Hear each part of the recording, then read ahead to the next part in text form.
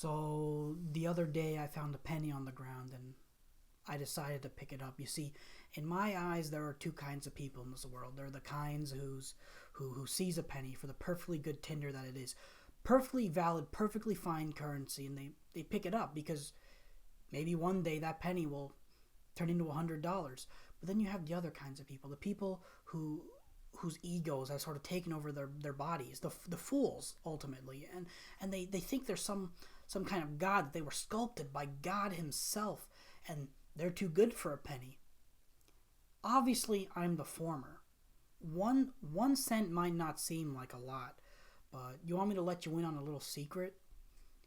If you were to save 1 cent a day for 365 days, do you know how much money you'd have? $1 million. $1 million. Now you're probably thinking, wait, but how come you don't see everyone walking around with $1 million in their pocket? It's because we as a society have built this narrative that we need to be spending our money on useless things that the Yams have deemed necessary. Money, water, electricity, heat, shelter, breathable oxygen. We don't need all those, but because the Yams have told us that that's what we need, we spend it. We see a penny and we think, wait, we don't need this penny because we can't buy food with it. We can't buy breathable oxygen with it. Not immediately anyways. Maybe in 365 days when we've accrued $1 million, we'd be able to spend that, but not now. And because we can't do it in the now, we don't feel the need to do it ever. Now, I keep throwing this word yams around, and you're probably asking, well, what's the yams? And a wise man named Kendrick Lamar once said, the yams are the powers that be, and Kendrick Lamar is just one of many people I look up to. You see, my inspiration comes from people like, obviously, Kendrick Lamar, Freddie Mercury, Jesus Christ, Santa Claus, the Easter Bunny, so many, Paul Lennon, John McCartney, Batman, Imagine Dragons, definitely, and probably God. Yeah, I think, God, definitely. And I take these inspirations and I try to sculpt them into my personality. I try to sort of be a jack of all trades for these different personalities. And I think what I've done is I've created a persona that the kids can truly look up to. The kids look at me and they see me as their inspiration. They see me as, well, as their god. I basically am a god.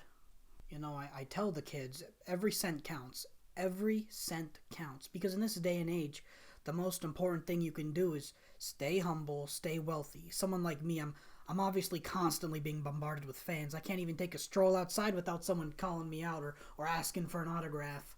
But you want to know how I stay true to myself? By not being scared of who I am. By collecting every penny that I find on the ground.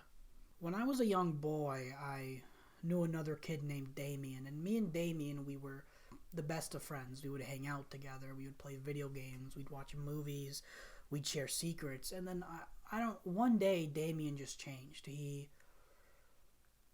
I think he got too addicted to, like, chasing clout, to chasing fame. And ultimately, I couldn't recognize him anymore. I saw him as someone that I didn't know if I wanted to be. And that's what I try to avoid. I try not to paint a narrative about myself. What you see here is what you get, you know. Sometimes I wonder, have I gone too far? Has the fame overtaken the man? Do people even really know me? Know my struggle, know how hard I worked to get here? But then I look at myself in the mirror and all that fear goes away. I realize that I genuinely am happy.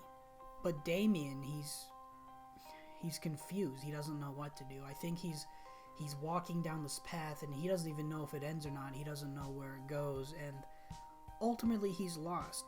I don't know. Who knows? Maybe he'll find his way eventually. But until then, I can only hope for the best.